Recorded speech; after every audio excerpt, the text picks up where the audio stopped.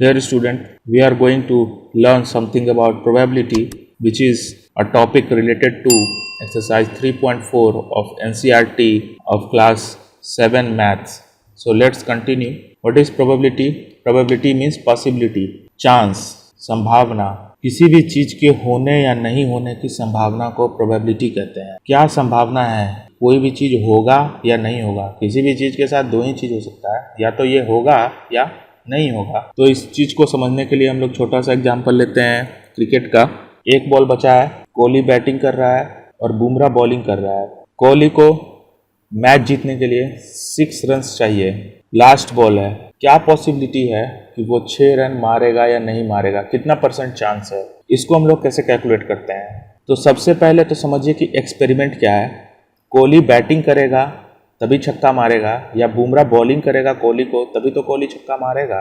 तो दोनों जो काम कर रहे हैं वो एक्सपेरिमेंट हो गया। इवेंट्स यहाँ पे कौन कौन से हैं? इवेंट्स या आउटकम्स क्या क्या हो सकते हैं?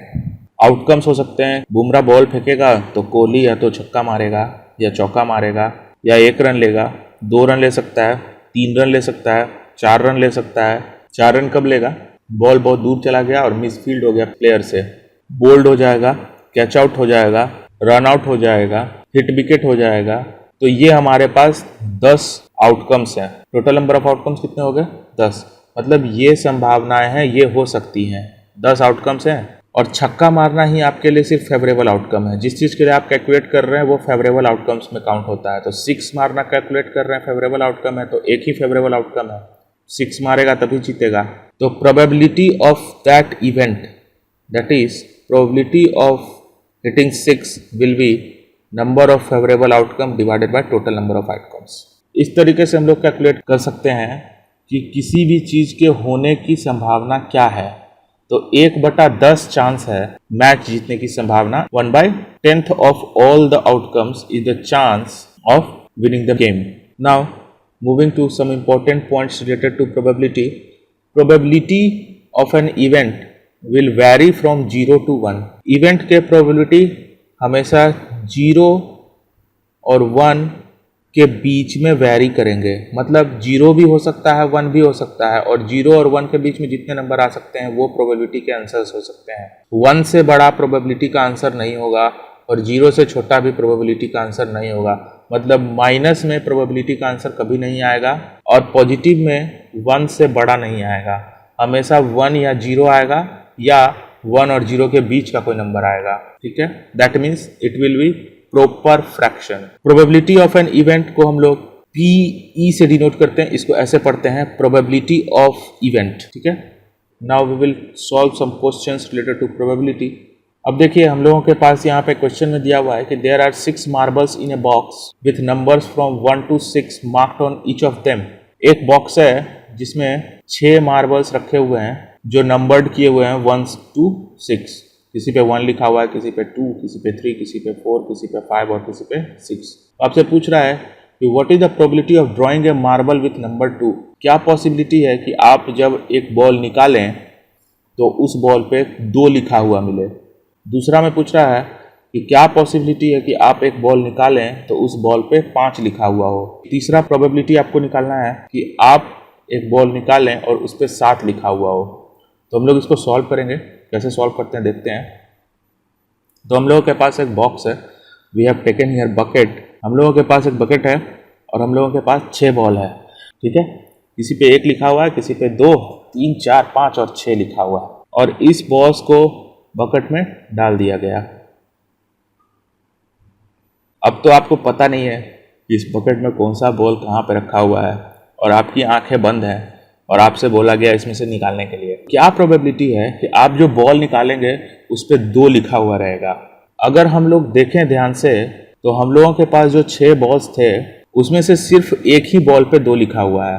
तो यहाँ पे टोटल नंबर ऑफ आउटकम्स, मतलब या तो 1 आ सकता है, 1 लिखा हुआ बॉल आ सकता है, या तो 2 लिखा हुआ वाला बॉल आ सकता है, या तो 3 लिखा हुआ वाला बॉल है, 5 लिखा हुआ वाला बॉल आ सकता है। उस तरीके से कोई भी बॉल आ सकता है। तो आपके पास टोटल नंबर ऑफ आउटकम्स 6 हैं। टोटल नंबर ऑफ आउटकम्स 6 हैं। पहला क्वेश्चन बना रहे हैं और सिर्फ एक ही बॉल पे 2 लिखा हुआ है। तो 2 आएगा, इसकी संभावना क्या है? तो फेवरेबल आउटकम्स कितने हो गए? Favourable outcomes is 1। एक ही बॉल पे ना लिखा हुआ है, एक ही आउटकम फेवरेबल है आपके लिए। बाकी तो आप कोई दूसरा चूज करेंगे तो वो आपके लिए फेवरेबल होगा नहीं, आपको चूज सिर्फ 2 वाला ही करना है। फेवरेबल आउटकम एक है, तो क्या चांस है आने का? तो probability of that event will be 1/6, number of favourable outcomes divided by total number of outcomes. Clear? अब हम लोग अगर दूसरा क्वेश्चन देखें तो दूसरे क्वेश्चन में लिखा हुआ है what is the probability of drawing a marble with number 5। तो क्या प्रोबेबिलिटी है कि आप जो बॉल निकालेंगे उसमें 5 लिखा हुआ होगा। आपको ये नहीं समझना है कि आपने जैसे 2 लिखा हुआ बॉल तो पहले क्वेश्चन में निकाल लिया, तो अब तो बाल्टी में सिर्फ 5 ही बॉल बचा हुआ है, ठीक है, क्योंकि एक बॉल हम लोगों ने निकाल लिया ना पहले क्वेश्चन में, तो टोटल नंबर ऑफ आउटकम्स 5 हो जाएंगे। नहीं, ये दोनों एक दूसरे के इंडिपेंडेंट इवेंट हैं।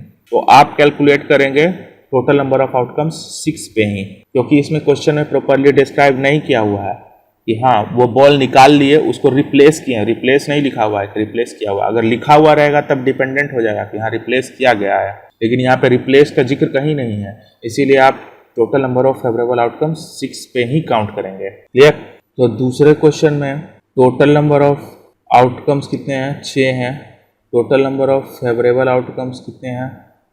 1 हैं, क्योंकि एक ही बॉल पे 5 लिखा हुआ है। तो प्रोबेबिलिटी ऑफ इवेंट क्या हो जाएगा?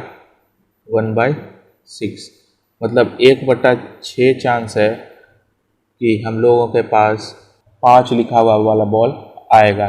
This is the probability. Now what is third question? Third question is what is probability of drawing a marble with number 7।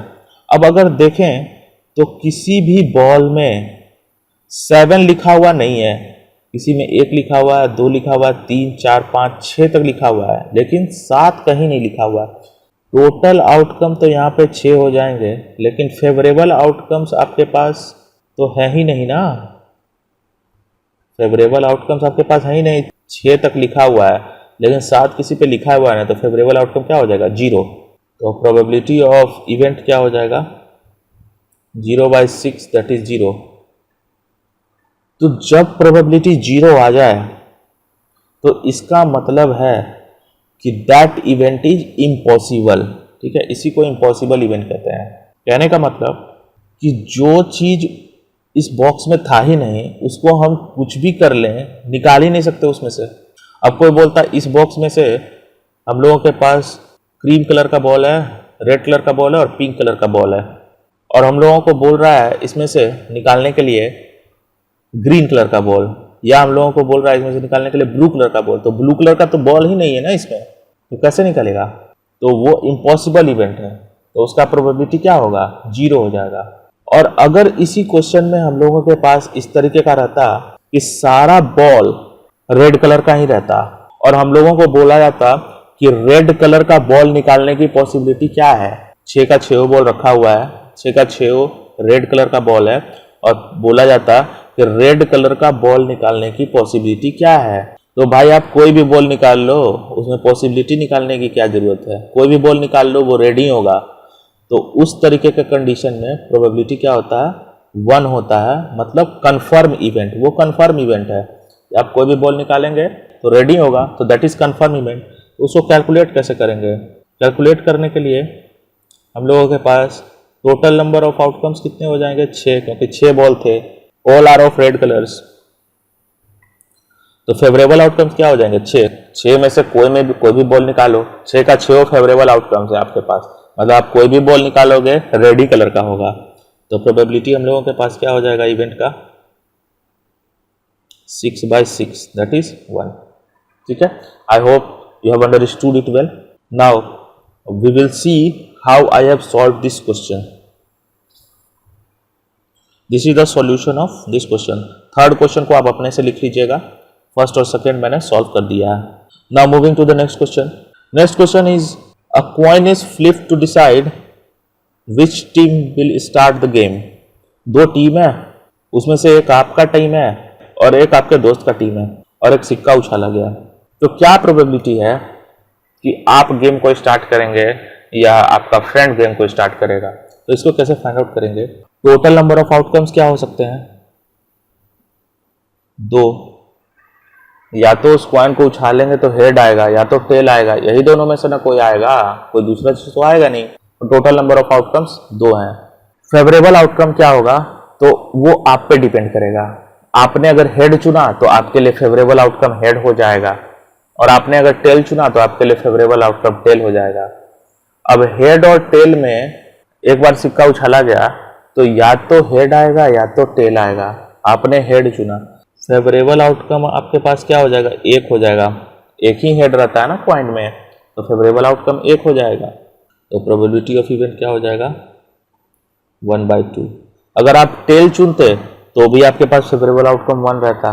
Total number of outcomes point वाले सिचुएशन में अगर एक सिक्का उछाला जाए तो टोटल नंबर ऑफ आउटकम्स 2 ही रहेगा, क्योंकि आपके पास 2 आउटकम है, या तो हेड आएगा या टेल आएगा।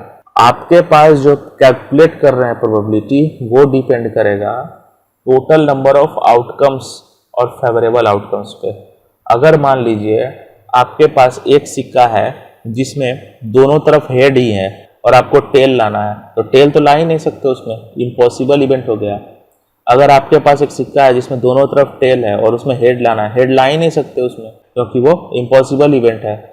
और अगर दोनों तरफ टेल है और टेल लाना है तो टेल, उसमें टेल ही टेल आएगा, चाहे कितना भी सिक्का घूम जाए, तो वो कन्फर्म इवेंट हो गया। तो इस तरीके से हम लोग प्रोबेबिलिटी को समझते हैं, ठीक है। तो इसका सॉल्यूशंस देखेंगे कैसे सॉल्व किए हैं इसको। तो एक coin has 2 possible outcomes, head and tail, 2 ही पॉसिबल आउटकम है, 2 ही चीज आ सकता है। तो पॉसिबिलिटी ऑफ गेटिंग हेड और टेल इज इक्वल, दोनों का पॉसिबिलिटी इक्वल है।